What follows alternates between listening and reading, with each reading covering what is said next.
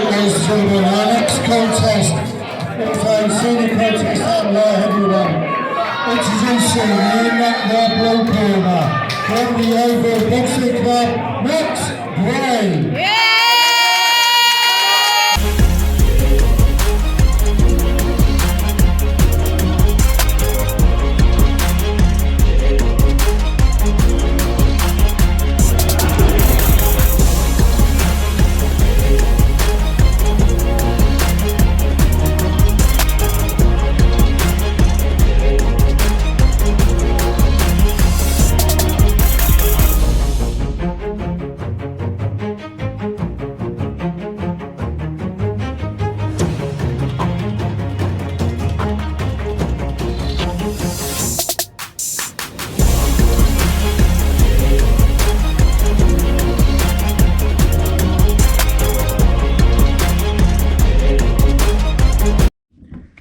Hello, good morning, welcome to the channel, and in this video today I'm going to be discussing what I think is next for arguably the biggest prospect at the minute in British, not just British boxing, global boxing, heavyweight boxing, Moses Itauma. Now, got a couple of cards written down, because I was thinking about this the other day after I seen him fight. And I was like, well, he needs rounds, is the big thing. He hasn't had rounds. He needs rounds before he makes that step up to the proper world level, right? Challenging for the world titles and interim titles and all that. Now, I know the WBA have now got him ranked #1 contender over Joseph Parker, who's interim champion. I think that's how it works. I haven't checked. But Itauma's now #1 ranked in WBA, which in the heavyweight division I don't think is true. There's obviously a lot of heavyweights that should be above him, because he hasn't boxed anybody of name, really. Obviously, he battered McKean. He walked through McKean. You could tell with McKean, he went out to make a bit of a statement win, I feel like. Because obviously there was that whole face-to-face of, oh, you can't knock me out, this and that, I'm too experienced, and all that rubbish. And so he knocks him out. Whereas against Balogun, you could tell, Mike Balogun, you could tell he was trying to box and get the rounds. He's just too good. He was just too good for him. And it was a lovely little... It wasn't really a check hook. It was like a long hook as Balogun comes rushing in that finishes it. But I've actually written down some British fights, I think, and some world fights that he could possibly have next. So I'll start off with the British fights. I think for me, the big one here would be fight against David Adelaide. Now, you might think why, but Wardley's matched up and Adelaide's English champion, isn't he? Just beat Jimmy TKV for the English title now. I think that was for the English title. Adelaide's English champion, so he should be next in line for the British title, because I don't think there's anyone in Scotland that's going to be challenging, or Ireland, they're going to be challenging for the British heavyweight title anytime soon. Different weight class, yeah, but heavyweight, no. That's it. 2 British prospects colliding. See, I think that's too much of an easy fight for Itauma, because obviously Adelaide got stopped by Wardley. I don't rate Adelaide too highly either, just one of them. But he is a British prospect as well that wants to be pushing the levels, and so Itauma could fight him. But if Wardley beats Hooney, then drops the British title, because Wardley's still British champion, then it could just be for the British title. So I think that's the one thing Itauma needs to do now, is be British champion. Just because it's the oldest belt in boxing, the Lonsdale, isn't it? So, but the other three on this card, I've written, make a lot more sense if he wants the rounds. So, first up on the list, I've got Dave Allen. Now, I know, jump on the hype train, shoo, but never been stopped.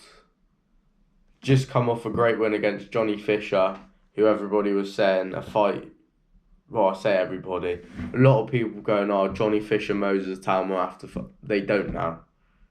Moses Itauma could fight Dave Allen if he wants the rounds. To be fair, Dave Allen has openly said he doesn't want to fight Moses Itauma. He's publicly said it.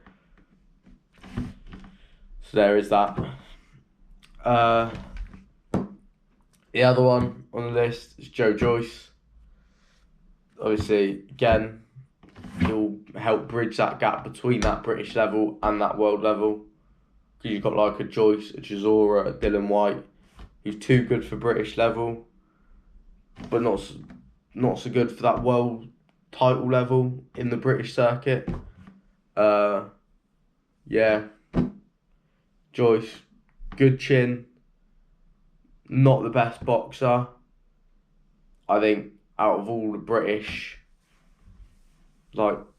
contenders that could have been in with a shot for a world title, I think he's probably the worst. And then I've also got written down there Hughie Fury. Now, Hughie Fury's on a bit of a career resurgence. Had 4 bouts last year. He also, his latest fight was against Dan Garber, who Moses Itauma knocked out in the first round, I believe. Took Hughie Fury 4. I don't particularly think he boxed too well in that fight.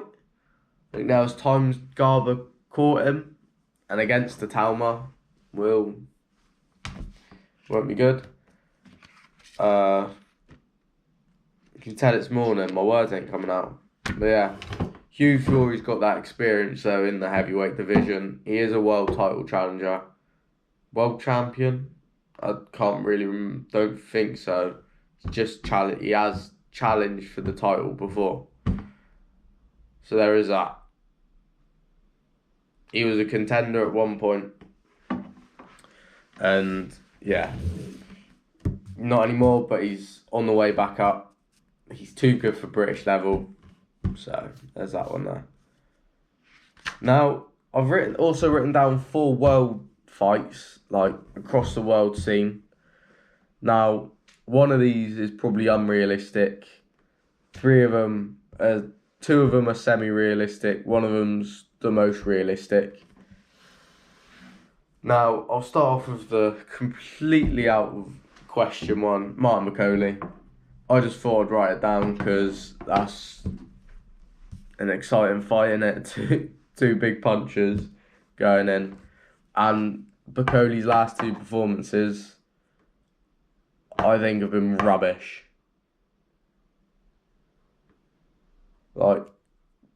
Against the loss to Parker and the loss to a Jagba, absolutely awful. It was a loss, wasn't it? It was a draw. It was a draw. Loss, draw. I'm looking it up. Give me 2 seconds.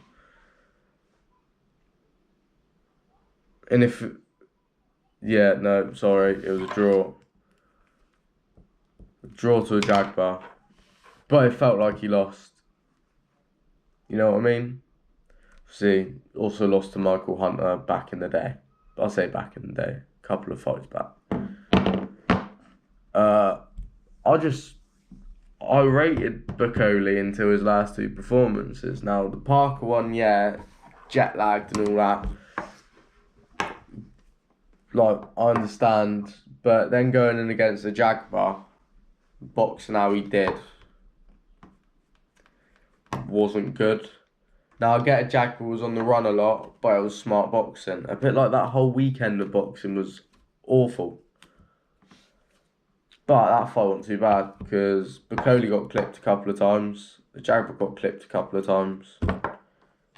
But I think that step up is still a bit too much for Itauma at the minute. Now, I want to say the two semi-realistic ones. So you got Deontay Wilder. Now, I know Wilder's matched up at the minute, but after that fight, win or lose, I think it's a good fight for Itauma. Wilder, on the back end of his career, he's been a world champion. He's lost to world level contenders at the minute, and he shows he's not on that level, but he is that next step up. Like I'm saying for a lot of these boxers. So I think the only issue is with a Wilder, it could go one or two ways. See, as big of a puncher that Wilder is, he could get sparked out in the first round as well, because he has shown that he's susceptible to being stopped. Twice by Fury, once by Zhang, once by Parker. Yeah, we're talking about big names, but he's still been stopped. And I don't know if Itauma hits just as hard as them, or hits harder, or hits lighter. From what I can see, from what he's been doing to people, he might hit harder. Might be one of the hardest hitters in the heavyweight division at the moment. So yeah, that's what I think. It's a good fight for Itauma, terrible fight for Wilder. But who knows? Now, put on everyone's favourite, Otto Wallin. When everyone lost to Fury, lost to Joshua, lost to Chisora. Nah, Chisora fight was quite good. To be fair, and until Wallin was getting dropped, he wasn't doing too bad. But again, he can take Itauma the rounds. That's all I was thinking. I think Itauma beats him, but it'll be a good test because of the experience of Wallin, who he's fought, the standard at which he's fought at as well. Like when he fought Fury, I thought he beat him, cut him above the eye. I actually personally think Wallin may have edged it a little bit, but I don't know if that's controversial or not. But Wallin will easily take Itauma rounds because he's a hard bastard. And I've done well not to swear until then. Oh well. He's a hard man. Swedish. Been in with some top lads, beat some top lads. So it's one of them, isn't it? It'll be a real 50-50 fight if he does go in against Wallin. But like how any of these would be, really. And then rogue one, but probably the most realistic one out of them all, is the Italian Guido Vianello. Now, he's 13-3-1. But he just beat I seen him fight that Makhmudov in Saudi, I want to say it was. No, it wouldn't have been in Saudi, would it? It would have been in America. I actually watched it. Makhmudov versus Vianello. And Vianello stopped him. Now, Makhmudov was dubbed as one of the best up-and-coming heavyweight prospects. He got beat by Caballero, beat a couple of times now. He's been exposed a little bit. But Guido Vianello is also a puncher. And if Itauma wants to get on that world level, fighting another kind of world level prospect, then Because Vianello ain't a contender for. He's not gonna be fighting for a world title anytime soon. He lost his last fight against Torres Jr. So he ain't gonna be fighting for a world title anytime soon. But they could meet at Itauma, have a good fight. You never know. Obviously, any fighter in the heavyweight division, if they've got dreams of being a world champion, Itauma is a very bad fight for him. For them, should I say. Because there's a lot of people that can fight Itauma and won't.